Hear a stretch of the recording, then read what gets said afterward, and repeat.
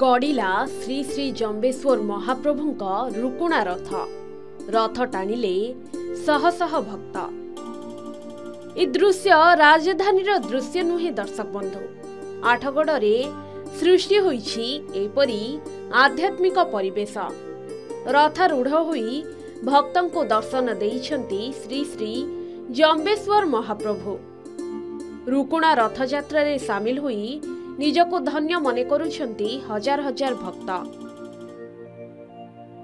Athgarh block Radha Damodarpur गाँवर आराध्य ठाकुर श्री श्री जम्बेश्वर महाप्रभुंक रुकुणा रथयात्रा अष्टमी तिथि रे महासमारोह रे पालित होई जाइछि। 3 धूप 5 अवकाश संपन्न हेबा परे महाप्रभु अशोका कुंड रे स्नान करी ग्राम मंदिर रे प्रवेश करिथिले। ग्रामवासी तरफरु गाँर मुरबी भागीरथी करंको तांको बासभवन रे निमंत्रण करी गोटिए दिन पाई श्री करंको राजा भावरे अभिषेक करी महाप्रभुंको सह ग्राम परिक्रमा करा जाइथिला। परे मंदिर निकट रे पहुंची रुकुणा रथ रे छेरा पहरा करिबा सह रथ टणा जाइथिला। एही परंपरा 100 वर्षरु अधिक दिन धरी चली आसीछि बोली कहिसेंती गाँर मुरबी भागीरथी कर।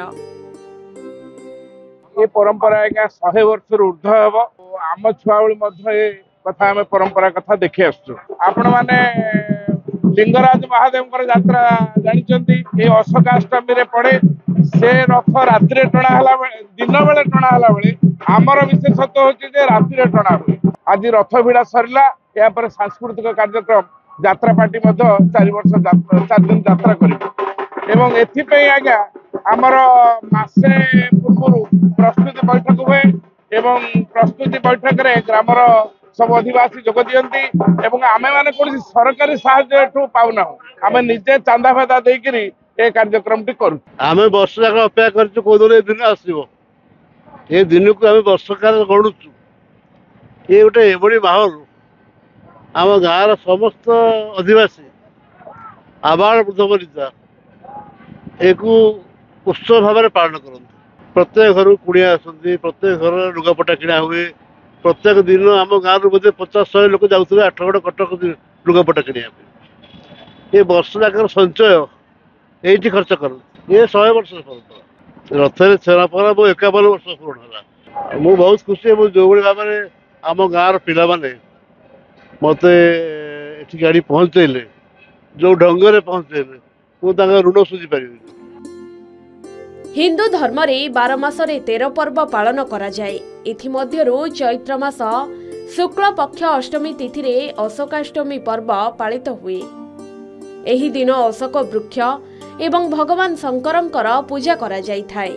लोककथा अनुसार त्रेताय जुगरे लंकापति रावण देवी सीता को हरण करि नेबा परे अशोक वन रे रखिथिले, जेउठारे मां सीता भगवान रामं को अपेक्षा करि रहिथिले। सेही अशोक वन रे हनुमान सीता माता को भेटी रामंक मुद्रिका देइथिले। यथाशीघ्र भगवान तांको निकट रे पहुंचीबार संकेत देइथिले हनुमान। मां सीता हेउछंती लक्ष्मीक स्वरूपा। तेणु अशोकाष्टमी दिन उपवास करिबा द्वारा मनुष्य जीवन रु दुख दूर हेबा सह लक्ष्मी नारायण एवं भगवान शंकरंकर विशेष कृपा लाभ होइथाए। एही समय रे रथरे वासुदेव रुकुणा एवं शंकर यात्रा करिथांती। विश्वास अनुसायी एही रुकुणा रथ यात्रा प्राचीन कालरु हेउथिबा सुनिबाको मिले।